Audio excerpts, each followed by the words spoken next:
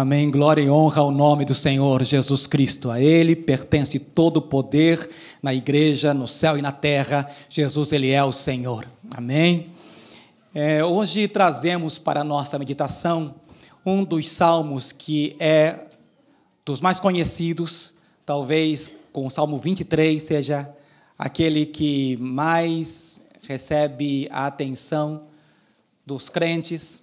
O salmo é pequeno, é um salmo curto, é o salmo de número 133.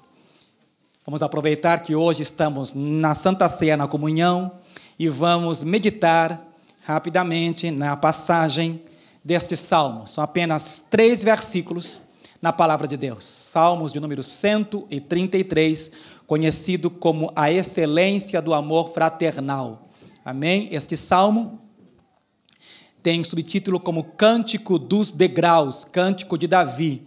É chamado de Cântico dos Degraus porque era utilizado para as procissões, para as peregrinações do povo de Israel, quando subia em direção ao templo para adorar ao Senhor. Ir a Jerusalém é subir, por isso é chamado de o Cântico dos Degraus, porque eles o cantavam, alguns entendem que era cantado nos degraus da entrada do templo, e ali eles louvavam ao Senhor, reconhecendo que toda a bênção procede do alto, procede de Deus. Amém? Então, eu queria que você lesse juntamente comigo este salmo de número 133. Vamos juntos dizer: ó, quão bom e quão suave é que os irmãos vivam em união. É como óleo precioso sobre a cabeça, que desce sobre a barba de Arão, e que desce à orla dos seus vestidos. Como orvalho de Hermon, que desce sobre os montes de Sião, porque ali o Senhor ordena a bênção e a vida para sempre. Amém. Palavra do Senhor. Feche os seus olhos e ore a Deus comigo. Querido Deus, eu quero te agradecer por esta palavra, e eu suplico, Senhor, que nesta tarde o teu Espírito Santo conduza-me, Senhor, por misericórdia e graça. Eu oro, Senhor, pedindo, meu Deus, que a tua palavra flua livremente ao nosso coração. Meu Deus, nossa mente está aberta, nosso coração está alerta, Senhor, para aquilo que o Senhor quer falar conosco. Por favor, Deus, fala comigo, Senhor, porque quero ouvir tua voz. Nós oramos no nome poderoso de Jesus. Amém e amém. Antes que você se assente, recitemos juntos: ó, quão bom. Você segue agora. E quão? Amém. Pode se assentar.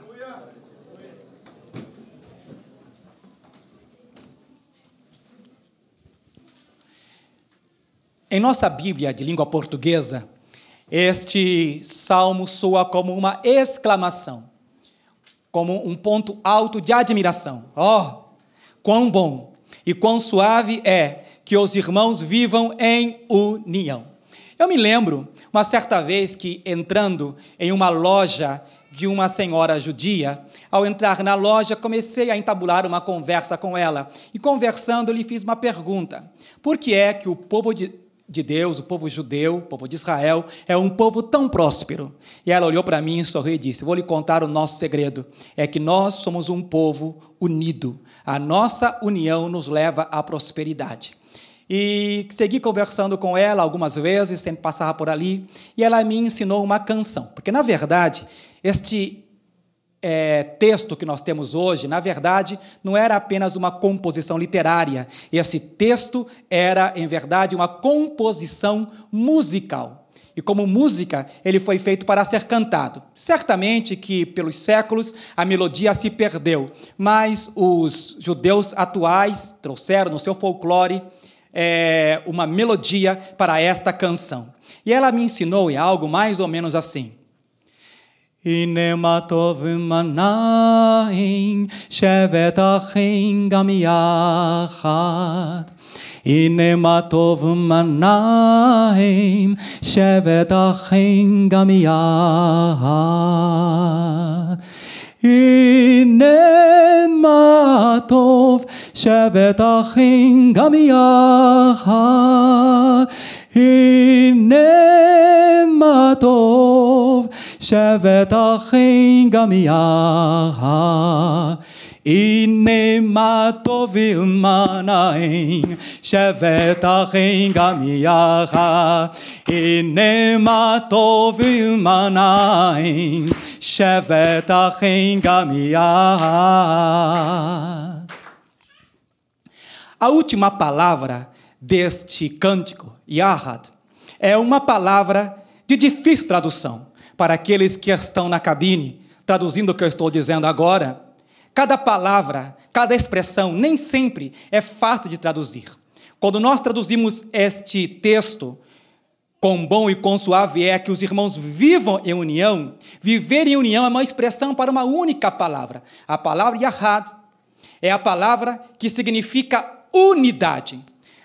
Pela manhã eu preguei o mesmo texto. Em espanhol estava escrito que é bom, é agradável, delicioso, que os irmãos habitem em harmonia, habitem juntos em harmonia.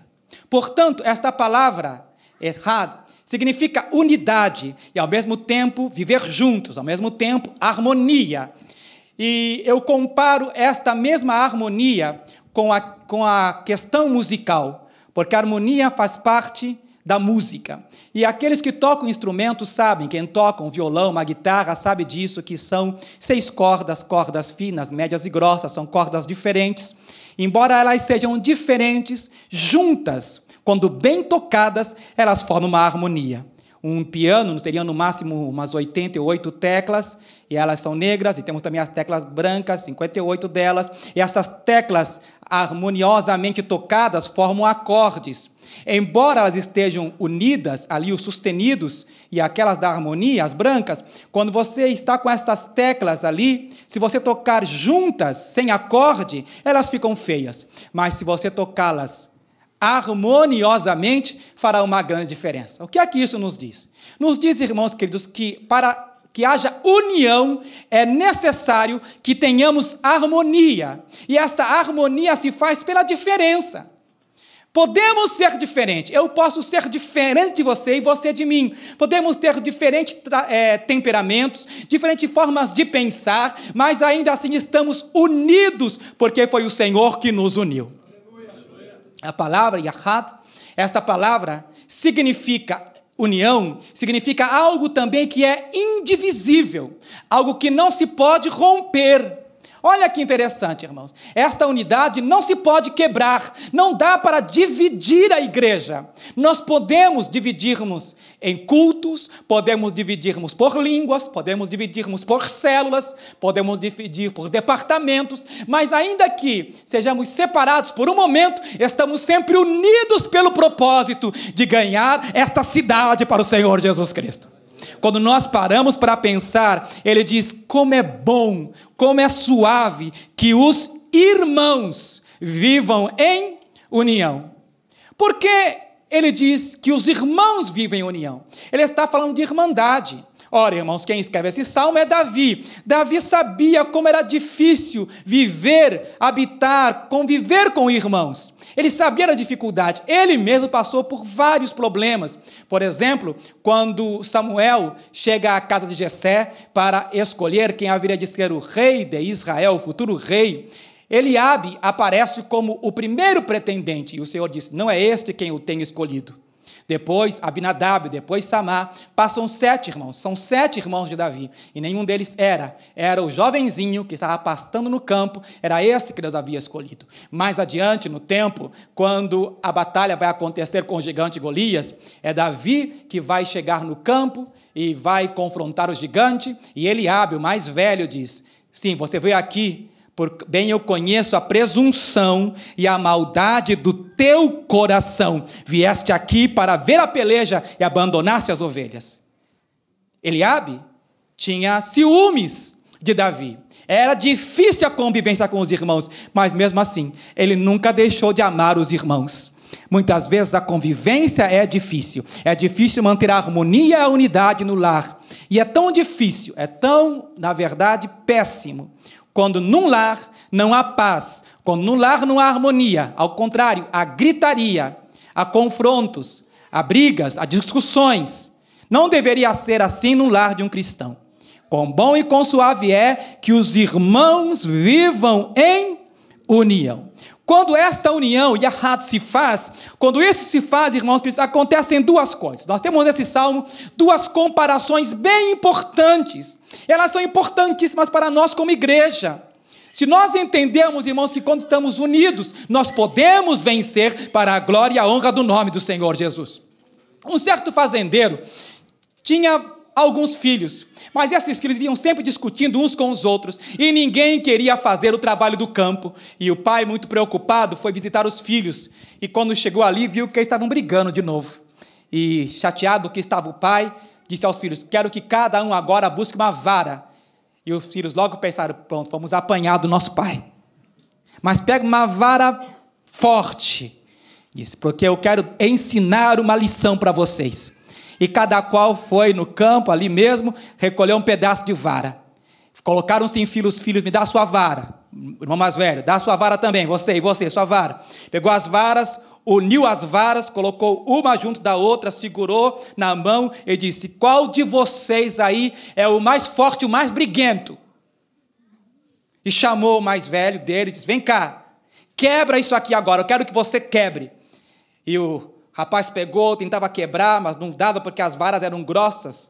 Ele tentou quebrar, ele não conseguia. Alguém mais pode quebrar? Vem aqui um de vocês para quebrar. Ninguém conseguia. Vocês não conseguem? Eu posso quebrar. Deixa as varas daqui. Pegou uma por uma e foi quebrando. Plac, plac, plac, plac, plac, plac. Vocês entendem que se vocês forem separados, vocês são fracos. Se vocês estiverem sozinhos, facilmente serão quebrados, mas unidos vocês serão invencíveis. Ninguém pode quebrar se vocês forem irmãos unidos. E eu digo mesmo para a igreja do Senhor Jesus Cristo: nós só nos quebraremos, só seremos destruídos se nós andarmos separados, mas na unidade, irmãos queridos, nós somos imbatíveis para a glória do Senhor Jesus. Pode haver dificuldade na célula, pode haver dificuldade talvez na igreja, talvez na comunhão, mas se nós entendermos que é melhor viver unido, não dá para dividir, não dá para quebrar, porque é assim, irmãos, que nós seremos sempre mais do que vencedores. O texto que nós lemos nos mostra duas comparações importantes, que só um judeu poderia entendê-la bem. Primeira comparação, primeira símile que ele faz aqui no versículo 2, ele nos diz que é como um óleo, como o óleo precioso. Ele nos fala que esta união que temos, esta comunhão, é algo tão valioso, tem um valor tão estimável, é tão precioso, irmão, ter você aqui. Deus é honrado por nossa presença no santuário, quando nós viemos glorificar o nome do Senhor. Quando a igreja se reúne, Deus se alegra, aleluia, porque estamos reunidos em torno do nome do Senhor.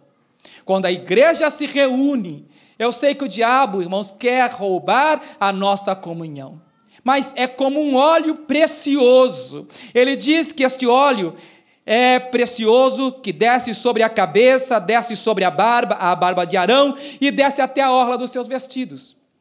A segunda comparação é como o orvalho de Hermon, que desce sobre os montes de Sião. E eu parei para me questionar, para tentar entender estes versículos, comparando, entendendo: Senhor, por que é que a união dos irmãos é comparada a algo que desce? É como o óleo precioso que desce, é como o orvalho de Hermon dos montes de Sião que desce. E me preocupei com os versículos, com os verbos que dizem que desce. E Deus me fez entender, irmãos, que a unidade da igreja não é algo para ser fabricado, nem é algo que existe na terra, não é nosso, irmãos, é algo que tem que descer, porque todo dom perfeito da boa dádiva desce de Deus, o Pai das luzes. Isso é algo que é Deus quem concede, vem do alto, vem de Deus. Aleluia. Por isso, eu quero que você entenda nesta tarde que a nossa união, a nossa unidade, a nossa harmonia se faz da mesma maneira como se fazia o óleo precioso. Ele diz que ela é como o óleo precioso que desce sobre a cabeça e desce sobre a barba de Arão, e desce até a orla dos seus vestidos.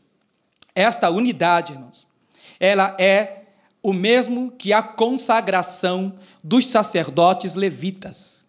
É a mesma consagração. Isso é importante para nós entendermos, porque se você vai comigo no texto de Êxodo, o capítulo número 30, você vai encontrar claramente na palavra de Deus, Êxodo, o capítulo número 30, o versículo número 30 também, diz a palavra de Deus: também ungirás a Arão e seus filhos, e os santificarás para me administrarem o sacerdócio, e falarás aos filhos de Israel, dizendo: este me será o azeite da santa unção nas vossas gerações. Não se ungirá com ele a carne do homem, nem fareis outro semelhante conforme a sua composição. Santo é e será santo para vós. Este óleo era precioso. A sua preciosidade não estava apenas nos elementos que o compunham, não apenas nos seus componentes, mas, sobretudo, no seu uso. Este óleo era exclusivo para santificar, para aperfeiçoar aquele que recebia aquela unção. Irmãos, se nós queremos ver a unção de Deus da igreja, a igreja tem que permanecer unida. A unção faz a união e a união faz a unção. Quando nós entendemos que o povo de Israel tinha no sacerdote a representação do povo diante de Deus, e ele era separado para aquela obra, enquanto aquele azeite escorria, não era como hoje, irmãos, que nós fazemos apenas um ato representativo ao ungir. O pastor molha apenas a ponta dos dedos para ungir alguém, porque tem aquela preocupação higiênica de não lambuzar você. Mas a verdade é que o sacerdote recebia um vaso de azeite sobre a cabeça, e quando aquele vaso era derramado sobre ele, isso é veterotestamentário, isso é Antigo Testamento, não se aplica para o Novo Testamento, amém? Este óleo é apenas uma representação, ninguém vai comprar uma lata de óleo e derramar na cabeça, pelo amor de Deus. Amém? Isso é representativo de uma antiga aliança. Temos uma unção muito melhor. Diz a Bíblia que vós tendes a unção do santo, já está em você, meu irmão, e não há necessidade de que ninguém te ensine. Essa unção está em ti. Quantos têm a unção de Deus? Amém. Estamos unidos porque temos essa unção. Quando esta unção vinha sobre a cabeça de Arão, derramada sobre a cabeça dele, escorria, vinha sobre a barba, e descia sobre os seus vestidos, e até a orla, até os pés. Era uma unção integral, era uma unção completa, era como se dissesse, todo o ser do sacerdote, todo o seu ser, estava sendo consagrado, dedicado para Deus. Quando a igreja entende que essa unção deve tocar a nossa cabeça, é como óleo precioso que desce sobre a cabeça. E eu te pergunto, você tem cabeça ungida? A sua cabeça já está ungida pelo Senhor? Ou seja, os seus pensamentos já foram transformados? A sua maneira de pensar agora já é segundo a palavra de Deus? Porque se a sua mentalidade não foi mudada, a união da igreja não será perfeita. A união da igreja só é perfeita quando a nossa cabeça foi ungida, quando os nossos pensamentos em relação ao nosso irmão são sempre os melhores. Eu não atribuo o meu amor ao meu irmão pelo seu desempenho. Nós, como crentes, deveríamos amar da maneira incondicional de Deus. A nossa mente tinha que ser transformada a um tal ponto que seríamos como o próprio Senhor Jesus Cristo, que disse a Judas quando traiu: a que vens, amigo? A nossa mentalidade em relação ao nosso irmão deveria ser sempre perdoadora, deveria ser sempre como a mentalidade do nosso Senhor Jesus, porque agora nós temos a mente de Cristo. A nossa mente, irmãos, foi ungida. Cabeças ungidas é como óleo precioso que desce sobre a cabeça e desce sobre a barba de Arão. Eu paro para pensar que essa unção, ela não toca apenas a nossa maneira de pensar, irmãos. Essa unção nos torna mais sábios. Sabem, irmãos, a honra do homem do Antigo Testamento estava na sua barba, como a honra da mulher estava no seu cabelo comprido. A honra do homem estava na sua barba. Um homem barbado significava um homem maduro, uma pessoa experimentada. Como o cabelo comprido representava uma mulher submissa ao seu marido, a barba estava representando um homem respeitado, honrado na sua sociedade. E quando nós vemos que o sacerdote tinha que ter a barba, significava que ele não devia ser neófito, imaturo, inexperiente. Irmãos, a comunhão nos traz experiência.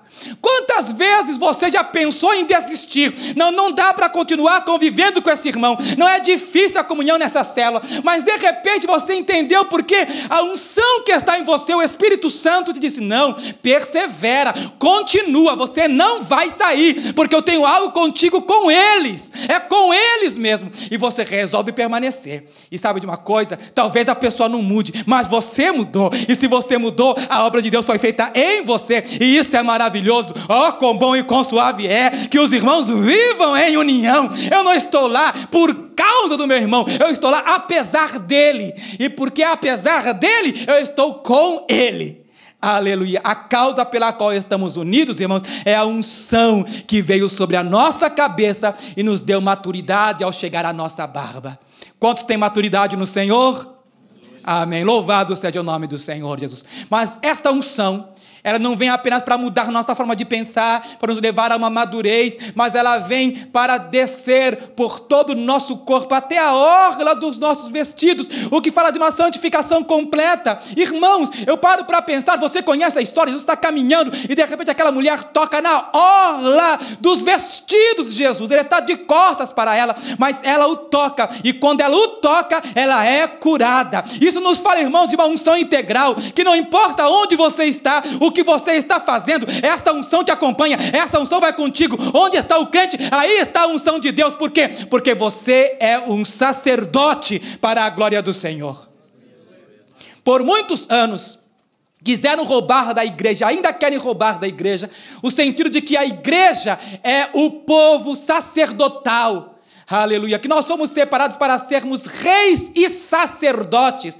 Esta união da igreja acontece, irmãos, quando a igreja entende que o papel do sacerdote não se restringe ao pastor.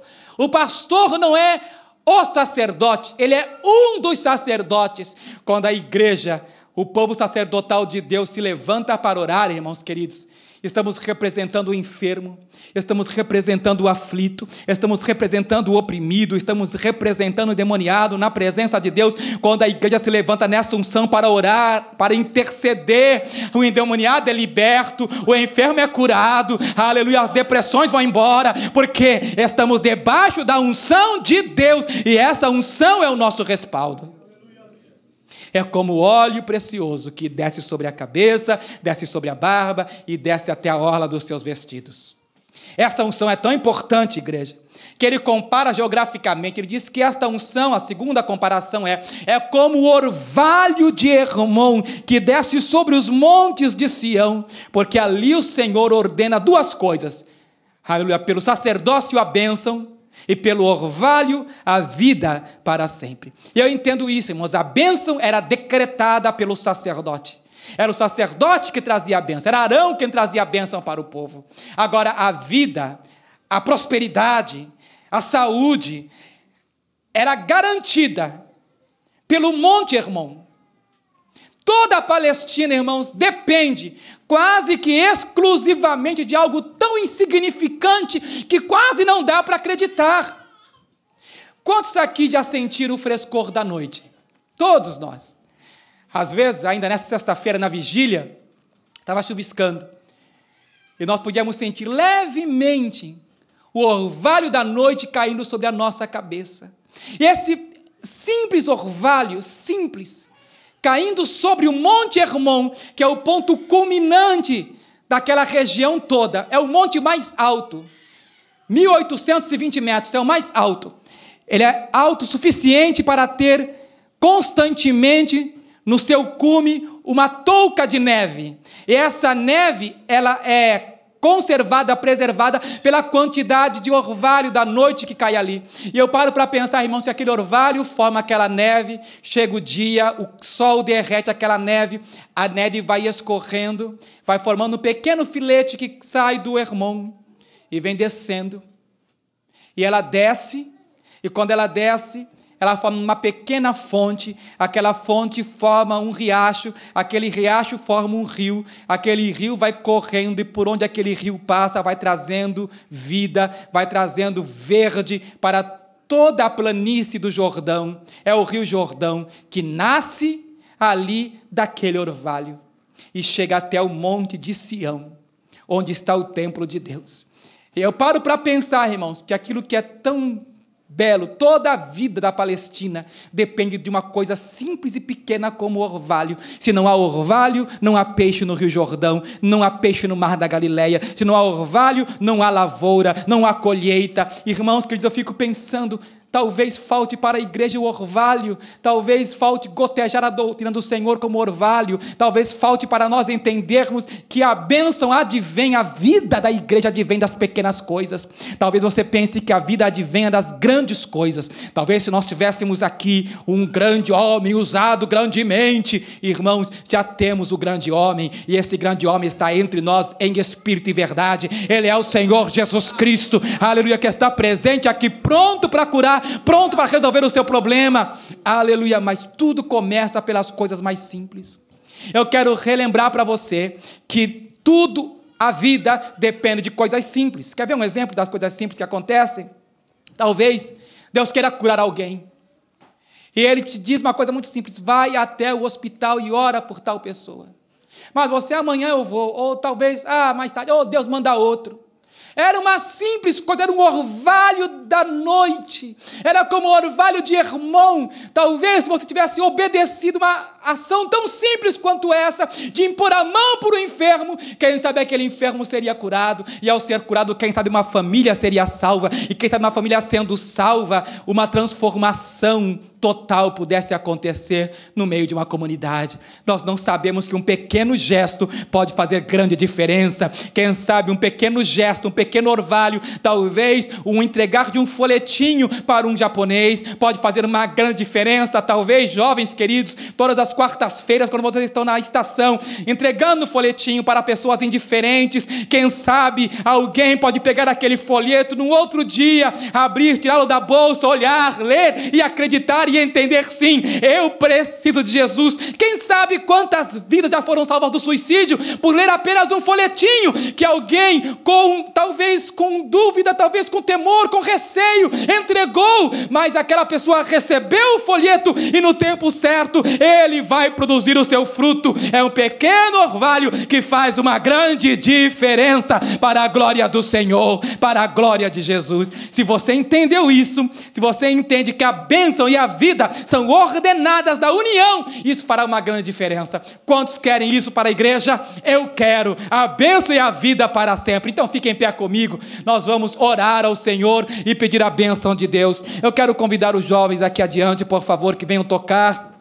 Aleluia, aleluia. O nosso Deus nos uniu, o nosso Deus nos fez um povo seu, um povo eleito, aleluia. Esta unidade, irmãos, nos respalda, esta unidade, irmãos, nos fortalece para a glória do Senhor, aleluia. Eu tenho certeza que o Senhor, aleluia, nos fortalecerá. Olha para o seu irmão agora e abençoe o momento da vida dele. Abraça o irmão que está ao seu lado, diga para ele: é muito bom ter você ao meu lado.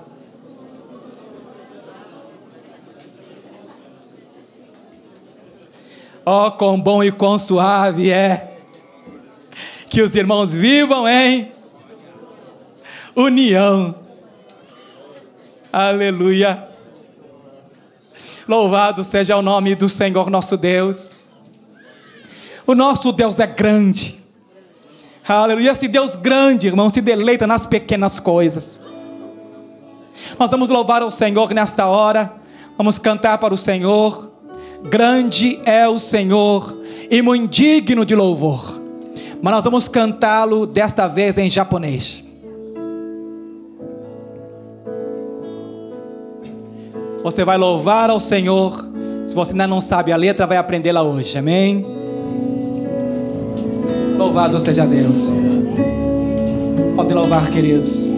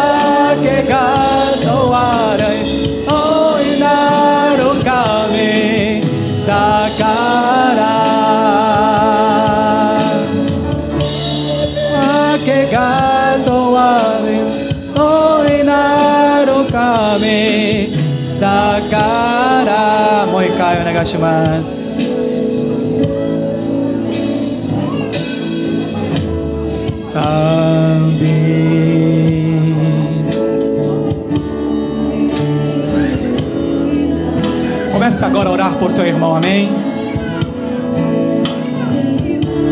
Comece a orar por seu irmão nesse momento. Agradeça a Deus pela vida dele, pela vida dela. Ore por ele. Ore por ele, ore por ela.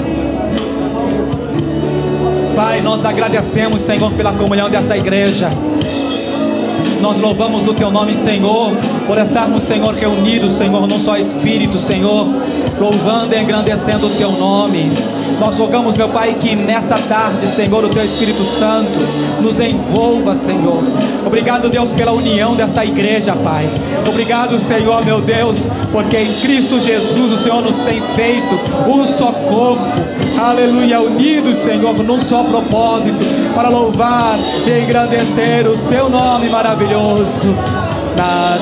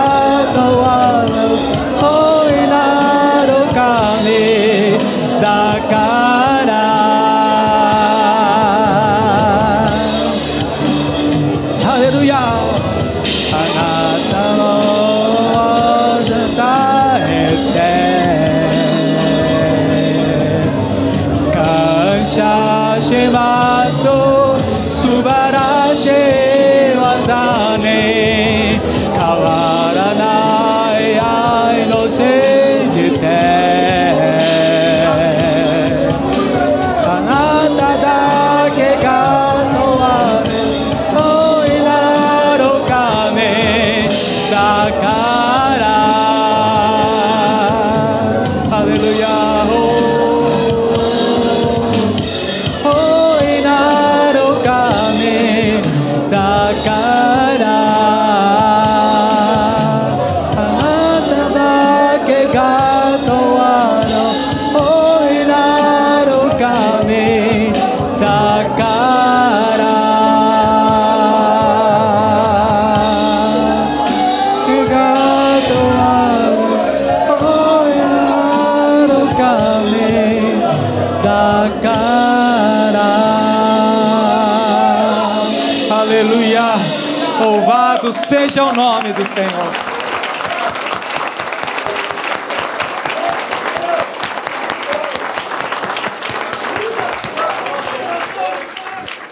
Nunca se esqueça que você é importante no corpo de Cristo. Nunca se esqueça do seu valor para Deus. Amém? Você é importante no coração de Deus e no coração desta igreja. Deus te abençoe em nome de Jesus.